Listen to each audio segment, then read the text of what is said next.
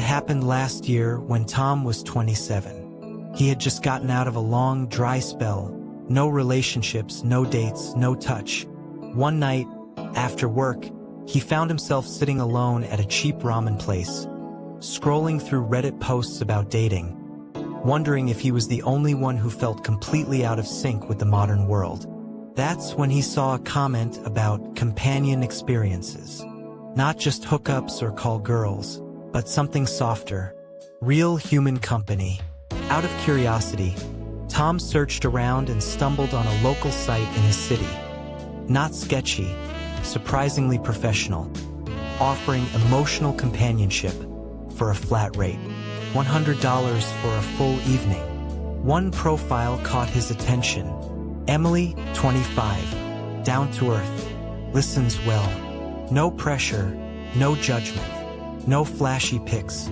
Just a calm-looking girl with shoulder-length hair and soft eyes. Tom hesitated. He wasn't looking for sex. Not exactly. He just wanted to feel something. Connection. To be seen.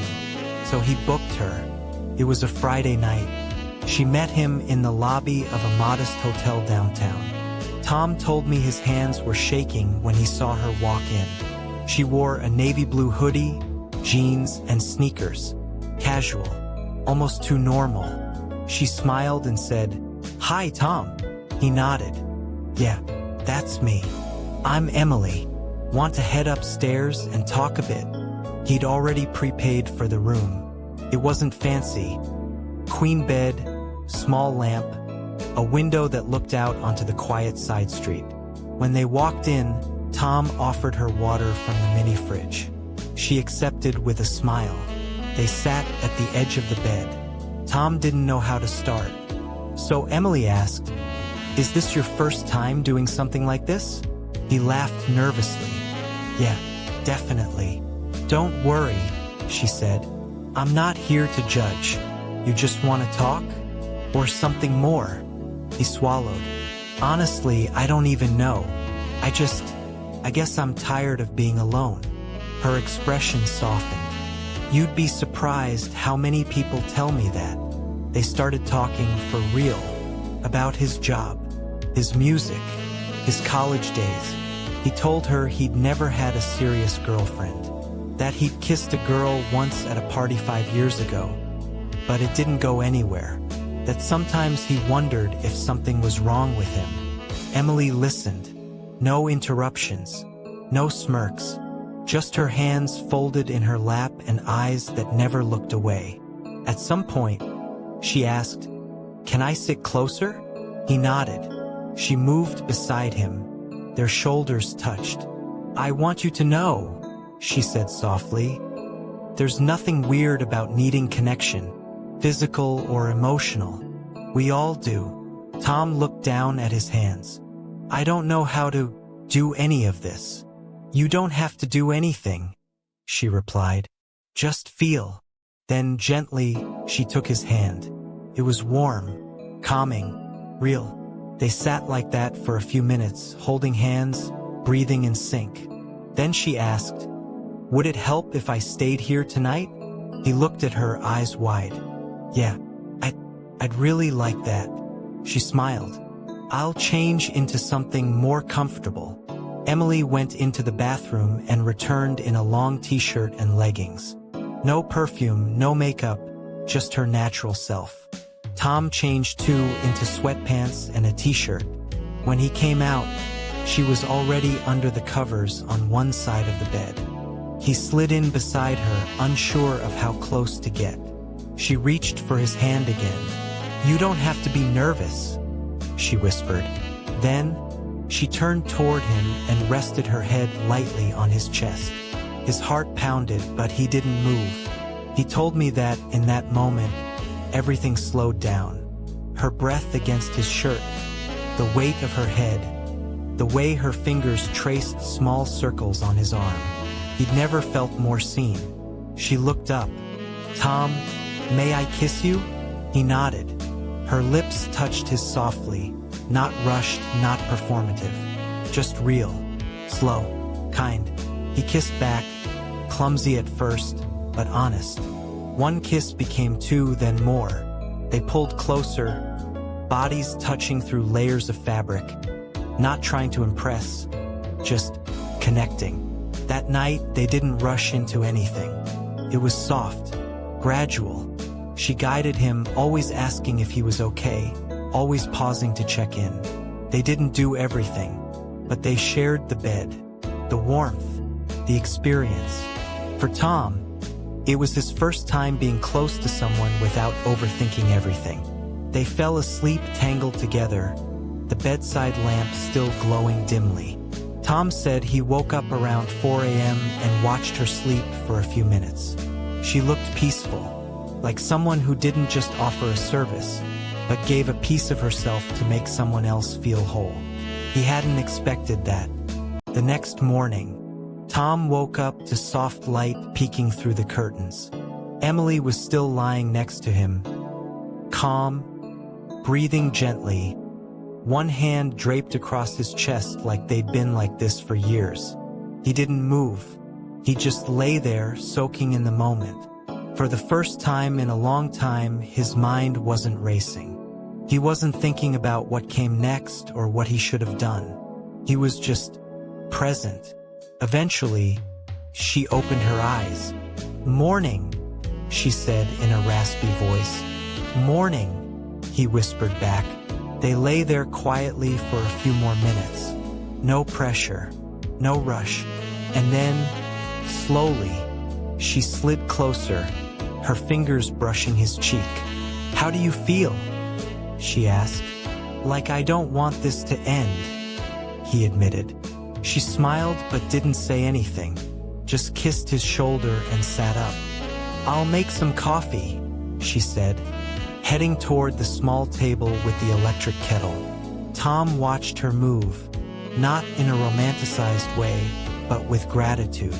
For her kindness, her calm.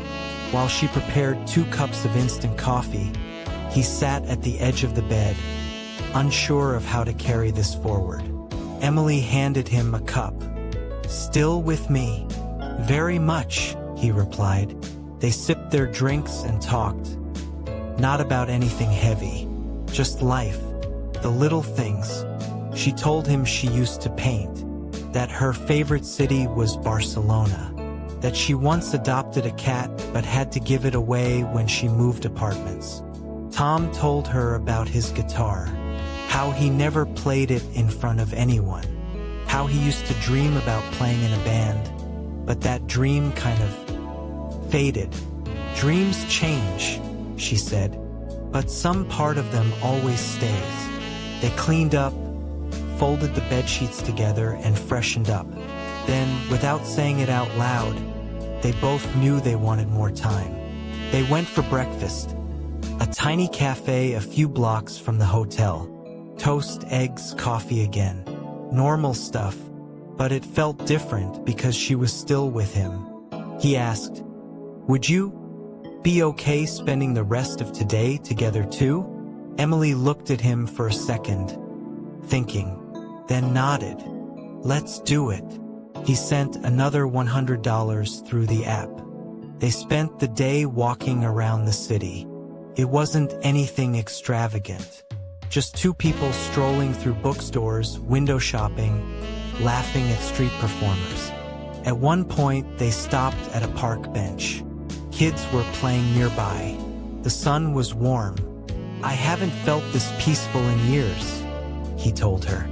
"I'm glad," she replied. They sat there for a while, leaning into each other, sharing occasional glances.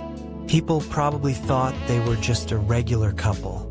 And for a moment they were. That evening they returned to the same hotel. This time things felt different. Not because of what they were about to do, but because they already trusted each other. Tom asked, "Why do you do this?" She paused. "Because people need connection. And honestly, so do I. Not always, but sometimes I meet someone like you. Someone who reminds me I'm still human." He took her hand. "Thank you for making me feel normal." "You are normal, Tom." You just needed someone to remind you. They kissed again. Slower than the night before, more confident. Their bodies moved in rhythm, nothing rushed. No checklist, just the flow of two people discovering each other at their own pace. They didn't talk much. Their hands did most of the speaking. That night, they shared more than a bed. They shared vulnerability. She held him like he'd never been held before, not just physically, but emotionally. And when they finally fell asleep, their fingers remained intertwined. The next morning came too quickly. Emily was already up, hair slightly messy, pulling her things together. Tom sat up, suddenly aware that it was almost over.